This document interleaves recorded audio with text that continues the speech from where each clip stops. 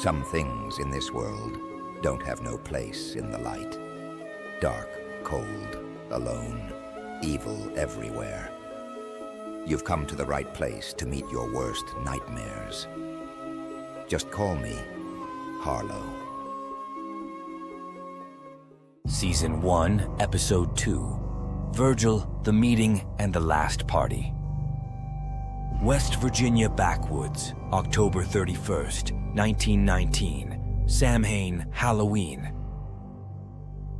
In a dimly lit, sunlit room, the air was thick with tension. A small group of people sat around a wooden table, their faces etched with fear and suspicion. The room was sparsely furnished, a stark contrast to the heavy atmosphere that hung over them. They spoke in hushed tones, their voices carrying the weight of serious deliberation. Elijah, wide-eyed and nervous, shifted uncomfortably in his seat. I don't know about all this. I just don't... Samuel, agitated, cut him off. What don't you know? You seen it. I seen it. We's all seen it. Mamie, her voice shrill with panic, added, Witch! They's all witches! They's all been had with the pox, and they's brought the devil right to our door! Our door! We seen it, and they's just ain't paying no mind! At the head of the table sat Reverend Virgil Greer, his face a mask of internal conflict. He was trying to reconcile his loyalty to his family with his duty to his faith. His brother, Reverend Harlow Greer, was at the center of the controversy, and Virgil's heart was heavy with the weight of their decision. What about if you're wrong? If you're all wrong? What if... Virgil's steady voice tried to inject reason into the heated discussion. Mamie looked at him incredulously. Reverend, we ain't wrong. We all been a-seeing it for how long now? Since the devil got in Miss Ellie and took her. The devil, he come and took his witch home. Everyone in the room, besides Virgil, muttered a solemn hallelujah in solidarity. Samuel nodded vigorously.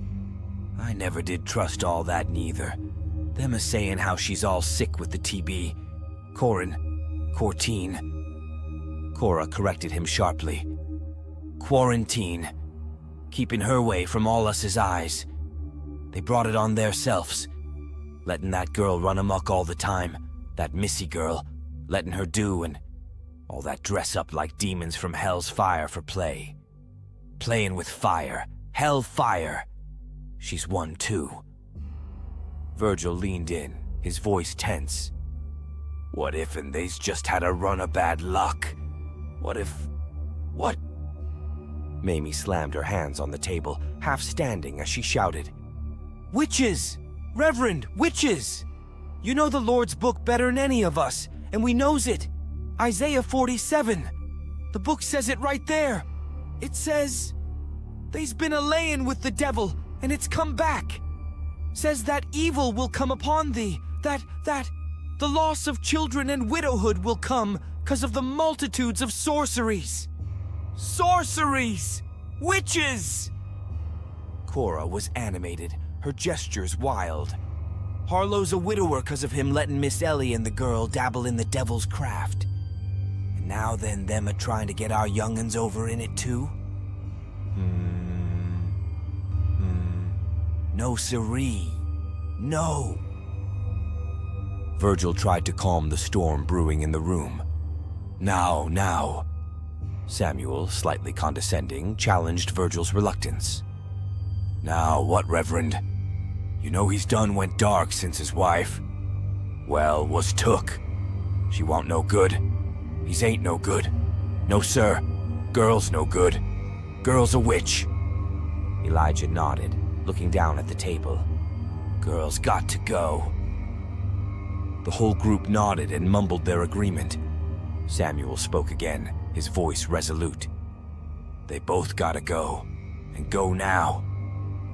Virgil's face twisted with anguish. Well, I ain't killing my own brother, and none yous are neither. Girl's got her mama in her so well. Quiet fell on the room. After a few moments, Elijah interrupted, his voice final. It's settled then? The group agreed again, and the room fell into a heavy silence that seemed to stretch on forever. Virgil bowed his head into his hands, a long pause before he softly spoke again. "So, it must be done according to the word. Lord, help me.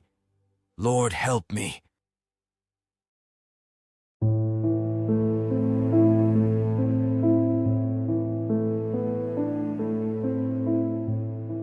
The last party. Later that evening, in a small cabin nestled in the West Virginia backwoods, Missy was bustling with excitement. She looked up at her father, Harlow, her eyes bright with anticipation. "Daddy, you think anybody's coming to the party tonight?" "I hope so, but I don't know why." Harlow forced a smile, trying to reassure his daughter. "Well, I wouldn't worry too much about all that, girlie. People are going to do what they want to do, but at least you're trying." Missy's smile faltered. "I know, but since Mama, why don't nobody come around no more? Sunday meeting and everything? They act all nice in church to our face, but I don't know. Something's not right. Like their hearts ain't in it." Harlow sighed, feeling the weight of his daughter's words. "Oh, Missy, you know how people are. Since your mama passed, some people just don't know how to act. Do they think we might have got the TB too? They scared we got something bad might rub off on them? I just wish they would." Missy's voice trailed off, her eyes downcast. "I don't rightly know, girl. I admit, we do get treated like a dusty bill collector come knocking, but this shall pass." Harlow forced another smile, trying to lift his daughter's spirits. "Me and your Uncle Virgil just keeping the faith best we can.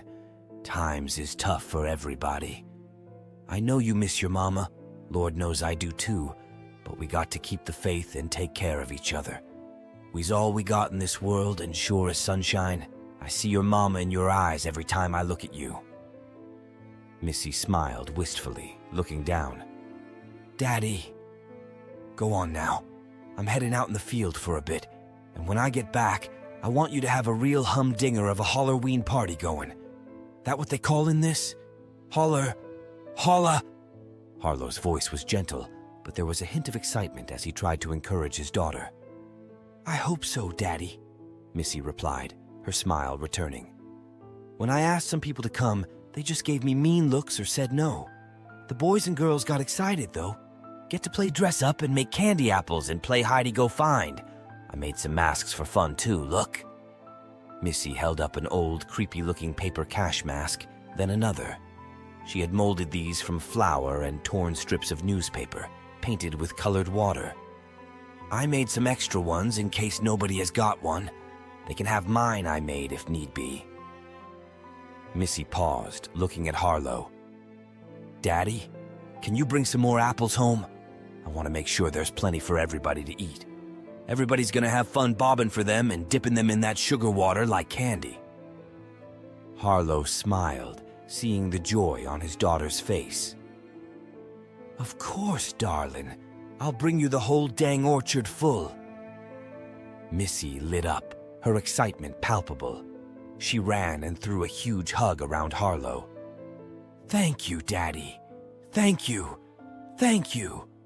Thank you." Harlow looked over Missy's shoulder, a soft smile on his face. "What? You think I'd ever say no to my favorite girl?" "Daddy, I'm your only girl." "Why, yes. Yes, you are. My girl and my whole wide world. I love you, girlie." Harlow gave Missy one more hug and headed for the door. He stopped for a second and turned to look at her. "Prettiest girl in the whole wide world, you know, and good just like your mama. Caring for these folks and young-uns, making them a Halloween party.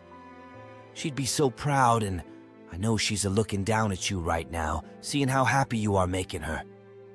Harlow paused, his smile fading slightly. "We ain't never gonna forget this party tonight." As Harlow exited, Missy stood in the sunlight beaming through the window, her radiant smile reflecting her excitement. But their nightmares only have begun.